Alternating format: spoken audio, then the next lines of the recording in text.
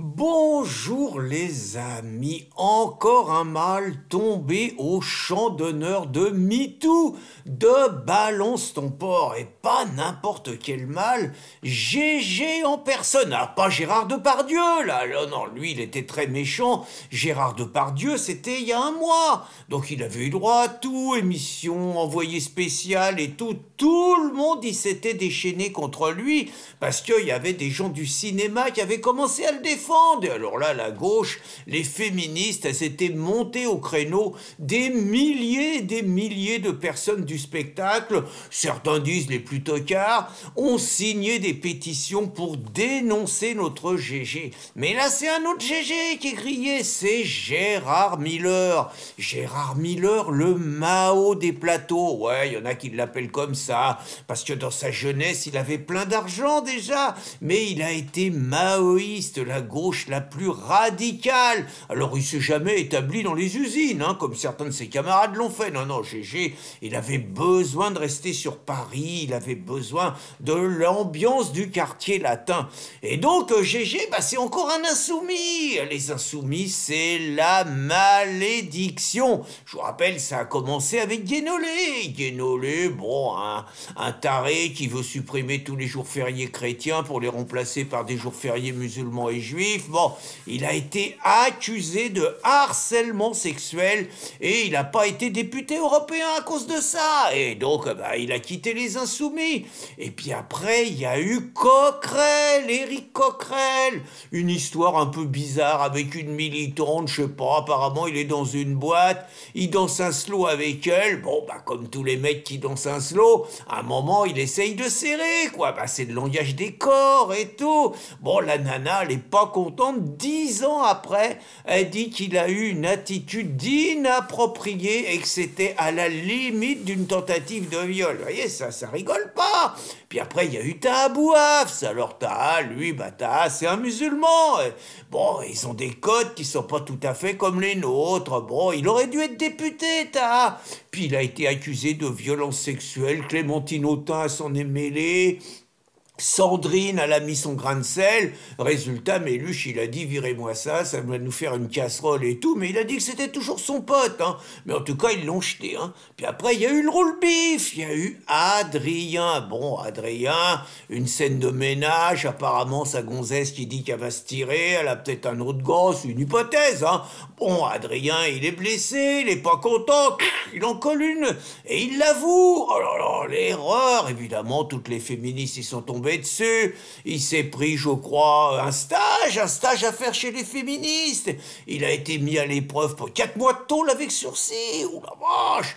Puis plus le droit de siéger avec les insoumis pendant un moment. Bon, le roule-bif, il fait sa rentrée petit à petit. Puis alors là, maintenant, c'est GG. Alors il manquerait plus qu'on ait des gonzesses insoumises qui soient mouillées dans des harcèlements contre des mecs, des homos insoumis. Là, je préfère ne pas penser. Mais GG, 75 ans, il arrive au bout d'une carrière brillante, il a tout réussi, le mec, une star des plateaux et tout. Et faut reconnaître que le mec, et là j'en suis un peu jaloux, il a trouvé une combine, c'était un cadeau, parce que nous, quand on est jeune et même un peu moins jeune, on n'a qu'une envie quand même, c'est de séduire des belles dames et puis de vivre des belles histoires avec elles. Vous voyez, c'est quand même un peu plus romantique que de dire qu'on a envie qu'une envie, c'est d'en tirer un maximum. Non, non, de les séduire, de jouer, de tout ça. Alors évidemment, il y a tout un jeu. Faut faire la cour, faut inviter la dame au restaurant, faut se farcir si elle aime bien les expositions, faut se farcir tous les musées, toutes les expos parisiennes. Bon, faut se farcir tout ça. Faut aller au cinéma, faut aller au théâtre, il faut tout ça. Bon, faut la faire rire.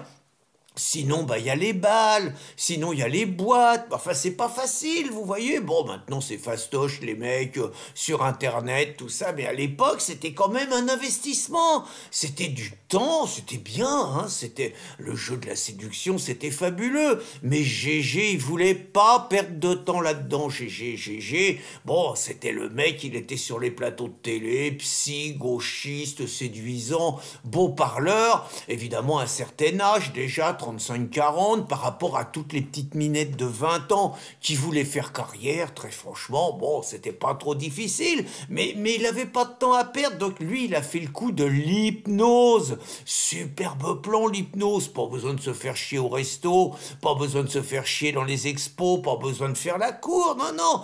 Il jouait de sa notoriété et naturellement, il proposait à des jeunes demoiselles qui avaient envie de faire carrière, dans la télévision, au cinéma, au théâtre, dans la chanson. Bon, Gégé, il avait le bras long, donc évidemment, les femmes, elles acceptaient une petite invitation, et Gégé, il voulait les initier à l'hypnose. Et Gégé, il pensait que, quand la femme, elle était sous hypnose, elle avait qu'une envie, finalement, c'était de voir ses fantasmes assouvis, et sous hypnose, évidemment, de se faire honorer par le grand homme Gégé. Donc il était convaincu que, bon, finalement, tout le monde y trouvait son compte. Les gonzesses, elles étaient contentes, et puis lui, ça en faisait une de plus, quoi. Et puis ça s'est super bien passé pendant 30 ans. Et puis, le phénomène MeToo, elle qui a fait une enquête, et il y a eu 2 nanas qui ont commencé à témoigner, et puis maintenant, alors ça tombe comme la gravelotte, là. Il en est à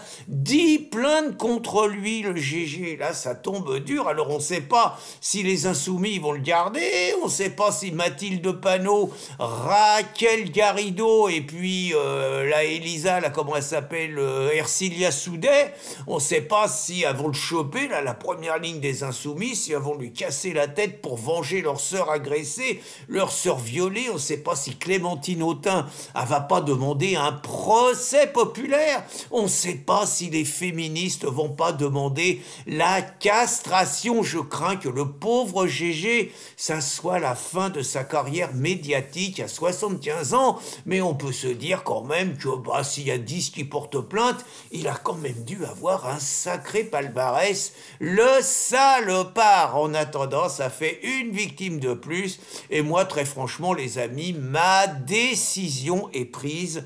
Dès la semaine prochaine, j'attaque un stage d'hypnose. Bonne journée, les amis.